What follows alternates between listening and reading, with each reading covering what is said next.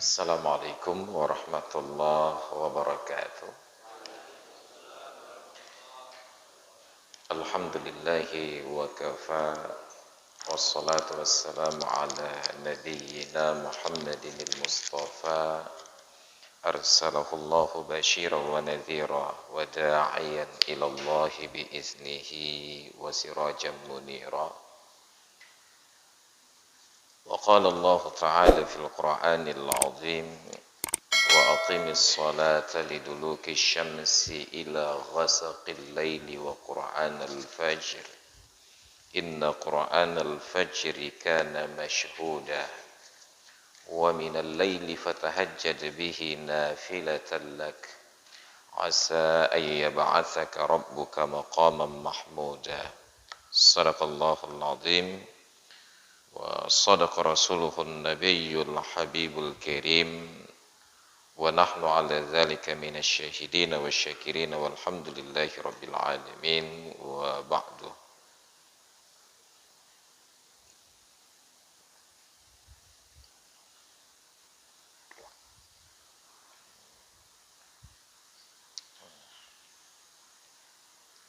Hadirin dan hadirat jamaah salat subuh yang dimuliakan Allah, alhamdulillah dapat berhadir dan kembali melanjutkan kajian kita masih dalam pembahasan syarat sahnya salat yang bahagian yang kelima, yaitu ma'rifatu dukhulil waqti, mengetahui telah masuknya waktu, apakah secara yakin ataukah minimal menurut dhon.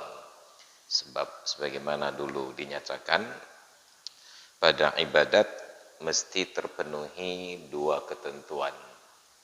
Yang pertama nafsul amri, yang kedua dhannul mukallaf. Nafsul amri kalau bahasa kita kenyataannya benar demikian. Yang kedua ada dugaan berat di dalam hati mukallaf yang akan melakukan ibadat bahwa itu sudah benar sesuai dengan kenyataan.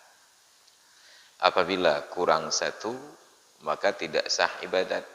Sebenarnya waktu subuh sudah masuk, hanya karena kita tidak yakin, maka belum sah ibadat. Orang Aceh berangkat ke Jakarta, waktu subuh di Jakarta jam 4.30, cuma karena kita biasanya jam 4, kita biasanya subuh jam 5, kita belum yakin, nyo pakai tambang wate pegahalam. Karena tidak yakin, tidak ada dhon, walaupun kenyataannya sudah berkumandang azan subuh, tidak sah solat. Tapi kan sudah terdengar azan. Terdengar azan, sah-sah saja bahwa azan itu adalah azan yang pertama sebelum masuk waktu. Karena pada waktu subuh itu disunatkan 2 kali azan.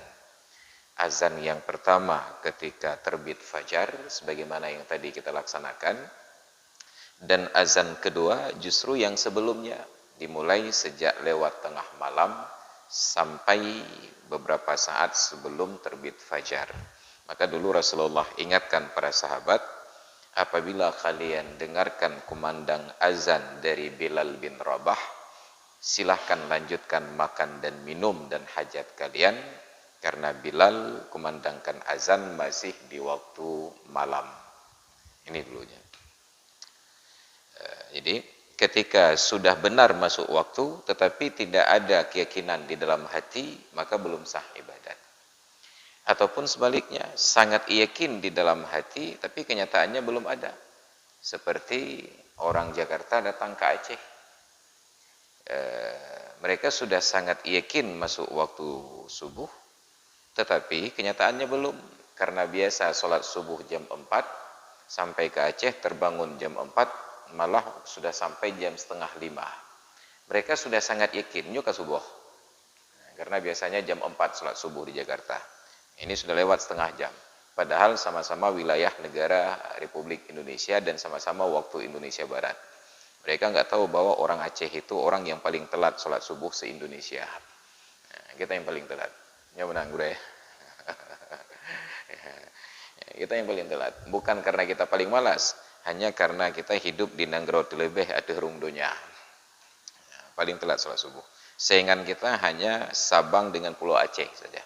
Itu masih bertambah 2 menit lagi setelah matahari terbit di tempat kita. Mereka sangat yakin juga subuhnya. Salatlah mereka. Ternyata kenyataannya belum. Berselang beberapa saat berkumandanglah azan subuh. Kok baru azan? Ya, kami di sini Pak baru masuk waktu subuh jam 5. Tapi saya udah sholat subuh tadi jam 4.30. Tidak sah sholat. Tapi saya sangat yakin, walaupun sangat yakin, kenyataannya belum. Jadi mesti terpenuhi kedua-duanya. Berbeda dengan akad muamalat. Untuk muamalat yang penting kenyataannya saja, walaupun dugaannya tidak ada. Seorang anak diberikan fasilitas oleh orang tuanya, dibelikan kendaraan. Sepeda motor. Sepeda motor itu hanya hak pakai, bukan hak milik. Lalu karena dia sudah merasa bosan dengan modelnya, dia jual. Proses penjualan itu sebenarnya tidak sah, karena anak ini bukan pemilik dan tidak mendapatkan kewenangan dari pemilik untuk menjual. Andai kata boleh demikian, sungguh yang paling beruntung itu tukang parkir. Semua yang di lahannya itu boleh dijual. Kenapa? Karena sah transaksi jual beli yang bukan pemilik dan tidak punya kewenangan. Maka bentuk transaksi seperti ini dinamakan dengan bay'un fuduli. Transaksi jual beli fuduli, bukan oleh pemilik dan tidak mendapatkan kewenangan dari pemilik. Itu sama seperti Pak Kecik dapat sepeda motor plat merah. Itu hak pakai, bukan hak milik. Maka kalau dijual tidak sah jual beli. Demikian pula anak-anak yang dibelikan kendaraan oleh orang tua. Hak pakai, bukan hak milik. Tiba-tiba karena dia merasa itu punya ayahnya, dia jual. Begitu pulang ke rumah ditanya oleh ayahnya, "Yan hoka Honda? Kalum publo ya? Kepikir Honda ayah kah?" Yang pada ciknya ayah kan. Jadi keluarlah bahasa denak. Biasanya kita kalau sudah marah kepada orang lain saat milik kita diperlakukan semena-mena, kita memaki dia, kepikir ada ayah kahnya. Kita lupa bahwa yang kita maki itu adalah anak kita dan kita memang ayahnya. Ya, itu ada ayah kahnya. Jadi transaksi jual beli itu tidak sah. Kenapa? Karena anak tidak mendapatkan kewenangan, bukan sebagai pemilik dan bukan wakil bertindak untuk menjual. Itu kalau tidak terpenuhi kenyataan. Terjadilah kasus yang lain. Seorang anak dibelikan sepeda motor oleh ayahnya. Suatu hari karena bosan atau karena tujuan yang lain, mungkin untuk membeli chip, nggak cukup uang, dia jual. Dia tahu bahwa itu hanya hak pakai, tapi dia jual. Ketika selesai transaksi, beberapa saat kemudian ditelepon. "Kamu di mana?" "Oh, saya sedang berada di Kota Madia Cot Keung." "Gede ya Blo Cim." "Oh, rumah le, bahkan ayah kabihmu 30 menit kau ikut." Jadi ternyata transaksi jual beli sepeda motor pemberian ayahnya itu berlangsung kira-kira 5 sampai 8 menit setelah ayahnya meninggal dunia. Ketika ayahnya meninggal dunia, rupanya sudah ada wasiat bahwa sepeda motor yang pada masing-masing anak itu dihibahkan untuk mereka. Maka begitu ayahnya meninggal, otomatis jadi hak milik mereka dengan kenyataan bahwa ayahnya meninggal. Tapi saat menjual sepeda motor itu, mereka belum tahu ayahnya meninggal dan belum tahu bahwa motor itu jadi miliknya. Sah transaksi jual beli karena sesuai dengan kenyataan. Seorang wanita, suaminya merantau, sekian lama enggak pulang-pulang, bertahun-tahun. Akhirnya karena HI kepikili, daripada menanti yang tidak jelas, akhirnya diterimalah tawaran baru yang jelas. Datang calon suami baru melamar. Tiban, tam nikah tanya dua. Kajut cik laku awai pihana maholi gitu ya. Diceraikan belum, berita kematian pun enggak jelas. Maka menikahlah mereka. Orang kampung pun tidak protes karena memang sudah terbukti ibu ini bertahun-tahun gak ada suaminya. Tapi secara hukum belum diceraikan. Bagaimana seorang wanita berstatus istri menikah padahal belum diceraikan?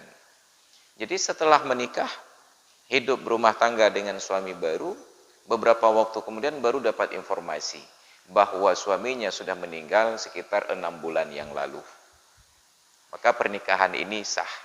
Kenapa? Karena terbukti saat menikah statusnya adalah wanita yang meninggal suami yang sudah selesai iddah. Karena iddah wanita meninggal suami 4 bulan 10 hari. Ini malah setelah 6 bulan suaminya meninggal.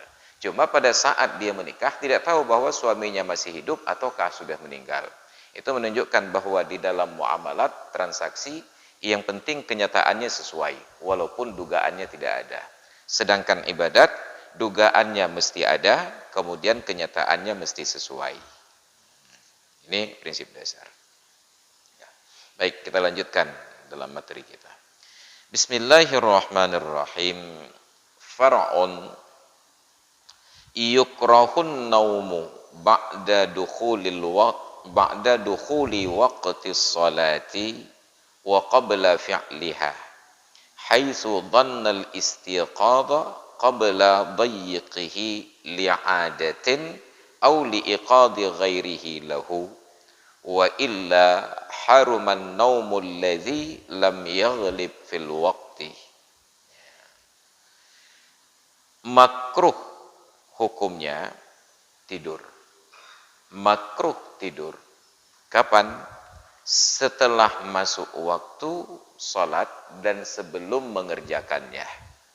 Sekarang subuh, sudah masuk waktu sholat, tapi belum mengerjakan sholat subuh karena terlalu asik tadi malam nongkrong atau nonton bola, film dan lain sebagainya, ataupun drama Korea. Sekarang baru pulang ke rumah. Oh, mau dengar tat.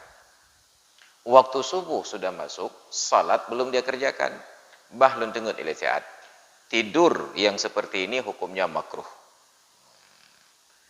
Kapan dihukumkan makruh? Apabila ada dugaan di dalam hati, kuat dugaannya. Kebiasaannya saya kalau tidur jam-jam sekarang ini sekitar setengah jam sudah terbangun. Artinya sebelum keluar waktu saya sudah terbangun. Kalau ada dugaan kuat seperti ini, tidur tersebut hukumnya makruh.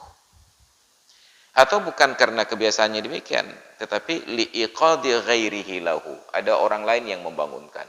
Seorang suami pagi-pagi begini pulang, subuh-subuh begini pulang ke rumah, istrinya sudah bangun, diingatkan, "Dek." Biasanya suami kan panggil istrinya adik. Makanya rata-rata anak-anak manggil ibunya itu teh, adik ya. Dek, nyo ilun istirahat tengut ilatiat poh 6 lewat mong belah tu tulung pugo dat gohlom semayang subuh. Apakah anak semayang itu mutengut cacat katanya. Nah, kalau saya sholat sekarang saya ketiduran sambil sholat katanya. Nah, maka saya mau tidur dulu sebentar. Nanti tolong jam 6 lewat 15 menit masih ada 10 menit lagi untuk mengerjakan sholat subuh, bangunkan saya.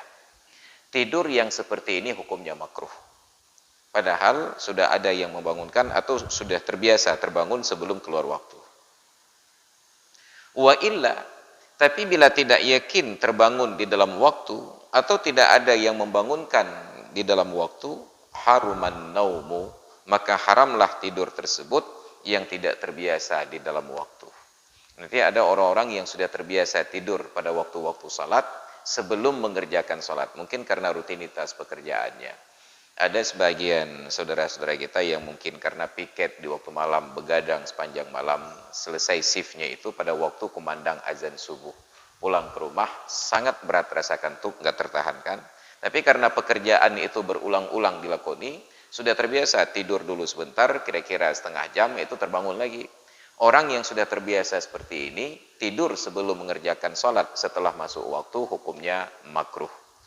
Ataupun tidak terbiasa, cuma sekali karena telat pulang dari perjalanan sampai ke rumah sudah berkumandang azan subuh, cuma sangat mengantuk. Dia titip pesan ke istrinya atau anaknya atau kawan-kawan sekamarnya.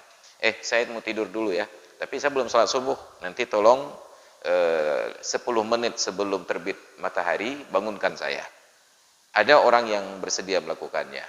Ataupun ditelepon, mungkin nginap di hotel, telepon istrinya, ataupun kepada resepsionis, tolong nanti bangunkan saya jam 6 lewat 15 menit umpamanya. Tidur yang seperti ini hukumnya makruh, karena belum melaksanakan sholat. Kenapa makruh? Ada kemungkinan waktu sholat itu berlalu dan dia tidak terbangun. Tapi kalau positif tidak terbangun di dalam waktu, faharuma, maka hukumnya haram. Tidur setelah masuk waktu sebelum mengerjakan salat. Dan itu yang paling sering terjadi di waktu subuh. Begitu berkumandang azan, alah bata datu. Apa penget jin kata. Ya, karena jin itu sangat senang melihat orang yang tidur setelah berkumandang azan, penget jin. Tujuannya penget jin, ternyata ikai penget le jin. Bit tenget kan. Itu hukumnya makruh. Nah, maka di dalam ketentuannya yusannu iqadun naimi lis-salati in alima annahu ghairu muta'addin binaumihi au jahila halahu. Disunnatkan untuk membangunkan orang yang tidur untuk mengerjakan salat. Kapan disunatkan? Apabila dia tahu bahwa orang yang tidur itu tidak terbiasa tidur pada waktu-waktu tersebut. Atau dia tidak tahu keadaan orang yang tidur ini terbiasa tidur pada waktu tersebut atau tidak. Sunat untuk dibangunkan. Fa in alima ta'addihi binaumihi ka'an alima annahu nama fil waqti ma'a ilmihi annahu la yastayqidu fil waqti wajabah. Tapi apabila dia tahu bahwa orang yang tidur ini sengaja memilih tidur setelah masuk waktu, dan dia tahu pula bahwa yang tidur ini kalau sudah tidur jam sekarang itu tidak terbangun kecuali setelah waktu salat keluar, wajabah, maka wajib dibangunkan. Orang tua di rumah, anaknya pulang di waktu subuh, sudah berkumandang azan, diingatkan, nak salat dulu, ntar mak mau tidur dulu sebentar. Dan ibunya tahu kalau anaknya sudah tidur, itu tidak akan terbangun kecuali musigo dengan bintang rapai, kata orang tua. Dengan matahari keluarnya. Maka sebelum keluar waktu, orang tuanya ini wajib membangunkan anak. Sebelum keluar waktu, orang tua wajib membangunkan anak. Apa makna wajib membangunkan anak? Bila tidak dilakukan, orang tua ini berdosa. Atau kasus yang lebih berat, suami pulang pada waktu setelah berkumandang azan subuh. Kata istri, bang, sholat dulu. Kata suaminya, mendengar tak boleh saat. Tahu istrinya bahwa suaminya kalau sudah tidur pada jam-jam tersebut, bangunnya jam 7, jam 8. Maka bagi istri ini, wajib hukumnya membangunkan suami sebelum terbit matahari dalam durasi waktu yang mungkin untuk persiapan dan mengerjakan sholat fardunya. Bila tidak dilakukan, istri ini berdosa. Demikian pula untuk suami. Melihat istrinya tidur lagi, nyampakan dengan lam, menjaga kelambang anu imomo lejo. Mas mayang subuh, mendengar tak leih lezat. Dan suaminya tahu kalau istrinya sudah tidur pada waktu tersebut, bangun setelah keluar waktu. Wajib bagi suami ini membangunkan istri kapan? Bukan ketika baru tidur, nanti ketika dirasa durasi tidurnya cukup, ketika waktu yang tersisa juga memadai untuk sekedar bersuci, menutup aurat dan mengerjakan sholat fardu sebelum keluar waktunya. Karena diberikan ruang toleransi. Jadi jangan dipaksa orang yang sangat berat mengantuk untuk segera sholat. Tukrahus sholatu ma'a ghalabatin naumi. Makruh salat ketika sedang mengantuk berat. Karena kalau dipaksa, seharusnya salat subuh 2 rakaat itu bisa jadi 4 nanti. Saya ketruk rakaat kedua, kamu pikirannya apa dua ya? Tambah lagi. Sudah 2 rakaat ketiga, apa dua ya? Tambah lagi. Ada kemungkinan untuk terjadi kekacauan demikian rupa. Ini contoh sederhana. Wajib hukumnya apabila tahu bahwa yang bersangkutan tidur setelah masuk waktu dan tidak terbangun kecuali setelah keluar waktu. Tetapi apabila yang tidur ini sebelum masuk waktu, tidak wajib untuk dibangunkan. Hanya sunat saja. Kenapa? Karena andai kata yang bersangkutan lewat waktunya dari waktu salat, dia tidak berdosa. Maka karena orang ini tidak berdosa, membangunkannya pun tidak menjadi sebuah kewajiban. Tetapi orang yang tidur setelah berkumandang azan masuk waktu dan tahu tidak akan terbangun kecuali setelah keluar waktu, kalau dibiarkan tidur, dia berdosa. Kita yang tahu bahwa dia berpotensi terjadi dosa, kita biarkan, kita pun ikut menanggung dosa. wa ta'awanu 'alal birri wat taqwa wa la ta'awanu 'alal itsmi wal 'udwan. Maka tamu yang datang ke rumah menginap pada waktu subuh, kalau kita tahu tamunya tidur sebelum subuh, sunat membangunkan tamu. Tetapi bila tamunya datang di waktu subuh, duduk ngobrol sebentar, nijuk pantai tak dengkulam tepat rung tak. Tidur di ruang tamu atau di ruang terbuka umpamanya, kita tahu bahwa dia tidur itu sebelum mengerjakan salat, tapi setelah masuk waktu wajib membangunkannya dalam kadar waktu yang masih memungkinkan untuk persiapan salat dan mengerjakan salat fardu sebelum keluar waktu. Makanya di dalam adab bertamu, rasanya lebih mudah menerima tamu yang non-muslim daripada tamu yang Islam. Karena kalau tamu non-muslim tidak perlu dibangunkan di waktu subuh. Ada dengar-dengar je cahaya teman tu boh. Sehingga ketika dulu dilaksanakan PENAS KTNA, Pekan Nasional Kontak Tani Nelayan Andalan di Aceh, ada tugas dari tim pelaksana panitia untuk mensosialisasikan ke warga-warga seputaran Banda Aceh bahwa tamu itu akan diinapkan di rumah warga. Ada kendala, sebenarnya tidak perlu sosialisasi, hanya ada masalah orang Aceh tidak bersedia menjamu tamu yang beda agama. Ini persoalan yang sebenarnya merusak nilai-nilai agama kita. Kita tidak beradaptasi dengan orang di luar agama Islam. Padahal kalau kita kembali ke sejarah, Rasulullah itu salah seorang dari khadim ataupun pelayan beliau itu Yahudi. Bayangkan, pekerja di rumah Nabi, pembantu laki-laki di rumah Nabi, agamanya Yahudi. Sedangkan kita, kira-kira ada enggak di daerah Nesujaya ini yang ada keluarga-keluarga menerima non-muslim jadi pembantu? Mana? Sebaliknya, justru banyak orang non-muslim yang menerima orang Islam jadi pembantu. Jadi jauh penayung. Itu rata-rata orang-orang Tionghoa tersebut pembantunya orang Islam. Saya sangat berkeinginan ada orang Tionghoa itu jadi pembantu di Cekeung. Mahitim. Bukan saya tidak mau, merekanya tidak mau. Makan haji paja cik datang orang Cina ada yuyu menang jerawi ya. Ini contoh sederhana. Nabi pembantu beliau Yahudi. Maka dalam riwayat dinyatakan ketika suatu hari pembantu beliau ini sakit, Nabi datang menjenguk. Nabi biasanya menjenguk orang sakit itu setelah 3 hari berlalu. Kenapa? Untuk memberikan durasi waktu yang memadai orang sakit ini beristirahat. Sangat beda dengan kita. Ada warga Nesujaya sakit, dibawa ke rumah sakit, pasien belum sampai, yang menjenguk sudah menanti. Nah, itu istirahat. Menantruk langsung pegah baju. Mulai dari ruang IGD ke pegah baju, maka tidak sempat istirahat. Maka diberikan petunjuk Rasulullah baru menjenguk orang sakit setelah berlalu 3 hari. Itu berarti sakitnya berat dan perlu dijenguk. Yang kedua, sudah diberikan ruang dan waktu untuk beristirahat. Di hari yang ketiga, keempat itu perlu ada motivasi, semangat dari orang-orang yang mereka kenal. Maka datanglah Nabi menjenguk. Bayangkan, pembantu ini Yahudi, jabatannya pembantu, tapi dijenguk oleh majikannya yang seorang Nabi dan beragama Islam. Efek dari kunjungan Rasulullah ini, orang Yahudi ini tercerahkan hatinya untuk menerima dakwah Islam dan menjadi seorang Muslim. Silaturahmi. Maka selalu saya ingatkan, bulan-bulan Maulid begini, kalau nanti ada buat acara kenduri, undang itu orang-orang non-Muslim datang makan kenduri. Tapi nyo kenduri ke Rasulullah.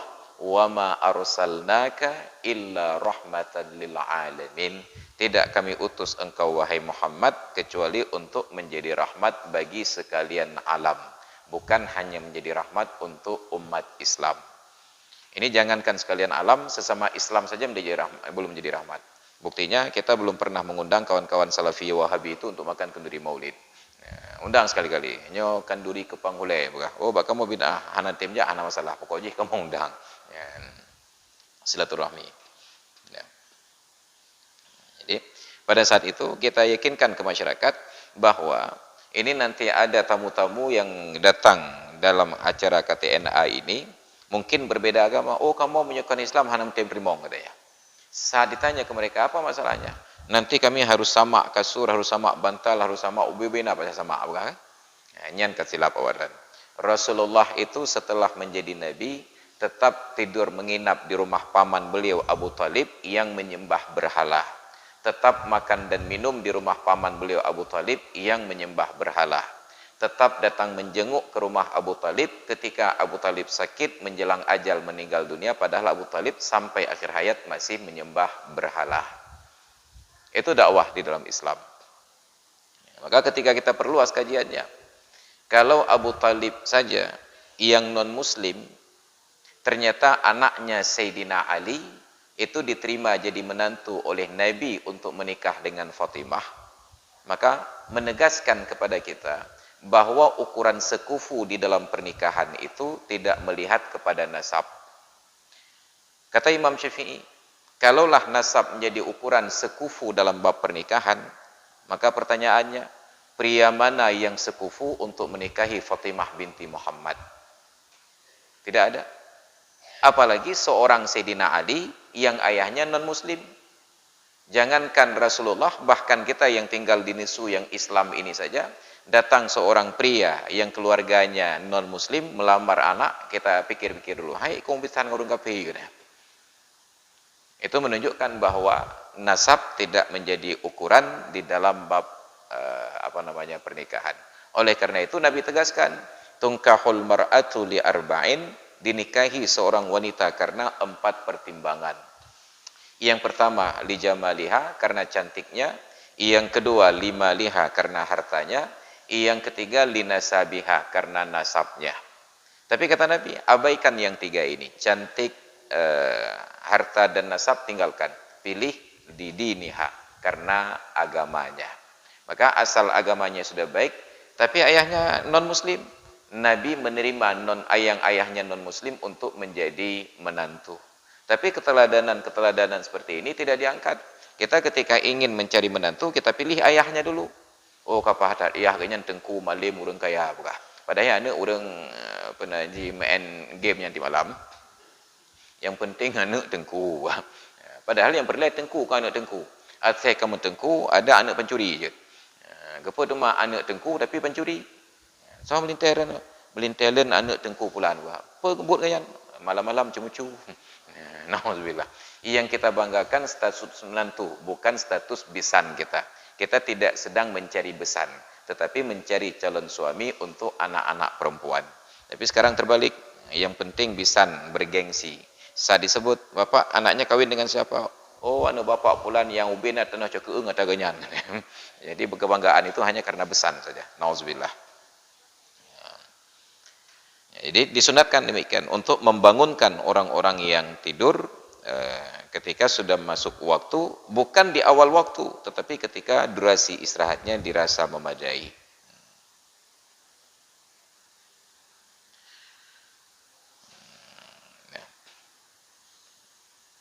Wakadha, demikian lagi, yustahabbu iqaduhu idza ra'ahu naiman amamal musallin haitsu qaruba minhum.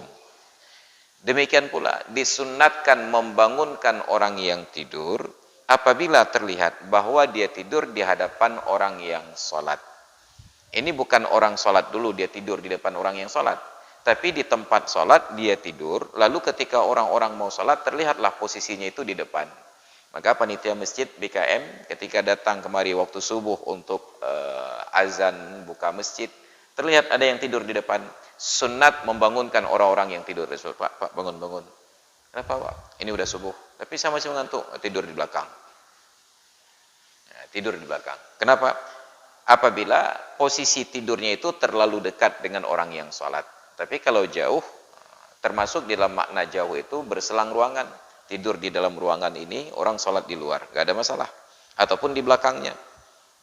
Tapi orang sedang sholat, dia tidur. Tidak masalah, tidak berdosa orang yang tidur ketika orang lain sedang sholat. Hanya berdosa apabila waktu sholat hampir habis dan dia belum sholat. Bahwa dia tidur kadang cimut tengecat, biarkan dia tidur dulu.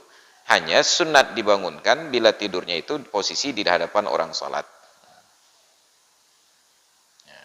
Bihaitsu yu'addu 'urfan annahu su'u adab. Kapan dibangunkan? Apabila posisi tidurnya terlalu dekat dengan orang yang sholat, sehingga di dalam uruf, di dalam tradisi itu dianggap punya adab yang buruk. Nah likurung semayang jaih. Itu dianggap buruk adabnya. Au fi safil awal, atau tidurnya itu pada saf yang pertama. Au mihrabin, ataupun tidurnya itu di mihrab masjid. Au ala sathin la hajiza lahu, atau di atas atap yang tidak ada penghalang di atasnya. Hebat, dia ada atap. Tidur bukan di atas atap sengnya itu. Orang Arab tidak punya atap seng. Mereka lantai 2 itu tetap atasnya itu pakai sutuh yang seperti dicor dalam ukuran kita. Bisa tidur di atasnya. Itu makruh tidur di tempat tersebut yang terbuka, tidak ada penghalangnya. Au ba'da tulu'il fajri wa qabla tulu'i syamsi, atau ada orang yang tidur setelah terbit fajar sebelum terbit matahari. Itu kalau kita diskusikan dengan para dokter, tetap mereka berpendapat orang yang terbangun di waktu subuh kalau tidur sebelum terbit matahari itu perilaku yang buruk. Yang pertama, secara tabiat mendatangkan sifat malas. Yang kedua, secara kesehatan itu menimbulkan banyak sekali gangguan penyakit. Tidur setelah terbangun pada waktu subuh sebelum terbit matahari. Maka kalau mau tidur lagi, tunggu matahari terbit dulu, lanjut tidurnya. Jadi kalau melihat yang demikian, bangunkan. Wa in kana shallas subha, sekalipun dia sudah salat subuh. Kenapa? Li'annal arda tasiyahu, karena bumi itu berteriak. Kalau ada orang tidur sebelum matahari terbit, walaupun sudah salat subuh, itu bumi berteriak. Ai tarfa'u sautaha ilallah, dia tinggikan suaranya berteriak kepada Allah, min naumatin alimin hina idzin, dari tidurnya orang yang mengetahui waktu tersebut. Au salatil asri, demikian pula sunat membangunkan orang yang tidur setelah salat asar. Maka kata orang tua kita, bengoh, pencuri, cat urau, nabi, seput, Yahudi. Itu gambaran dari orang tua dulu dengan kearifannya untuk menunjukkan betapa buruknya praktek tidur pada waktu-waktu tersebut. Maka Rasulullah dalam kehidupan beliau mempunyai sebuah karakteristik yang kita bacakan di dalam salawat, lam yahtalim qattu taha mutlaqan abada wa ma tasa'aba aslan fi madaz zamani. Nabi hantam melumpau malam uro selama-lama. Mesemengep Nabi pihtan nibak zaman sepanjang masa. Nabi tidak pernah menguap. Itu kan menguap. Buka mulut, menguap. Pertanyaannya, kenapa Nabi tidak pernah menguap? Ada yang katakan itu mukjizat. Kalau itu mukjizat, itu hanya terjadi pada Nabi, tidak terjadi pada orang lain. Padahal tidak menguap itu bisa dilakukan oleh siapapun. Bagaimana caranya? Menjaga durasi waktu istirahat. Tubuh kita itu punya metabolisme. Ketika sudah lelah, terjadi panas di dalam tubuh, dia perlu keluarkan udara itu. Terjadilah proses menguap. Kalau buaya, beda dengan Pak Ayah, kalau buayanya citihah bahkan. Dia berjemur untuk buka mulut, mengeluarkan panas di dalam tubuhnya. Orang yang tidur tepat waktu, terbangun tepat waktu, lalu ditambah dengan tidur qailulah di waktu siang, itu jarang sekali terlihat menguap. Dan hampir tidak pernah menguap. Kenapa? Tidur tepat waktu, sesuai dengan metabolisme tubuh. Makanya Nabi tidak setuju ketika ada sahabat yang saking semangatnya beribadat, sampai bernazar tidak akan tidur-tidur lagi. Amma adapun saya, fa'ata'asarul laila, saya akan begadang sepanjang malam, tidak tidur-tidur lagi. Begitu cerita orang ini sampai ke telinga Nabi dari istri beliau, Nabi keluar dari rumah menuju masjid, naik ke atas mimbar. Setelah puji dan selawat, beliau katakan, ma balu haula'i qaumin yaquluna kadza wa kadza wa kadza. Ada apa dengan orang-orang ini ngomongnya begini. Dijelaskan, ada yang mau tidur, mau begadang sepanjang malam untuk tahajud, enggak tidur-tidur. Ada yang mau puasa setiap hari tidak berbuka-buka. Ada yang mau menjomblo seumur hidup enggak kawin-kawin. Apa kata Nabi? Ala fa inni atqakum lillahi wa akhsyakum lahu. Ketahuilah, aku adalah orang yang paling takwa kepada Allah di antara kalian dan yang paling takut kepadanya. walakin aqumu wa arqud, tapi tetap saja aku bertahajud dan aku tidur, wa asumu wa uftir, aku berpuasa dan berbuka, wa atazawwajun nisaa, dan aku menikah banyak wanita. Jadi diajarkan adab-adab tersebut. Au khaliyan fi baitin wahdahu, demikian pula disunnatkan membangunkan orang yang tidur seorang diri di rumahnya. Fa innahu makruhun, praktek yang seperti itu makruh. Kita nggak pernah tahu kenapa tidur sendiri di rumah itu dimakruhkan. Kecuali saat kita membaca berita-berita kriminal, ada orang yang tidur sendiri di rumah, baru bangun setelah sampai ke akhirat. Sudah meninggal dunia beberapa hari, jenazahnya membusuk, baru tetangganya tahu bahwa dia sudah meninggal dunia. Makanya Bapak Ibu berangkat meninggalkan rumah untuk perjalanan 1-2 hari keluar kota, kalau ada tinggal seorang anggota keluarga di rumah, carikan kawan untuk mendampingi. Kenapa? Setidak-tidaknya kita nggak pernah tahu orang yang tidur ini kondisi apa yang terjadi. Ada orang yang tidur itu tiba-tiba, mohon maaf, itu kan ada berita orang yang tidur tiba-tiba dipatok ular.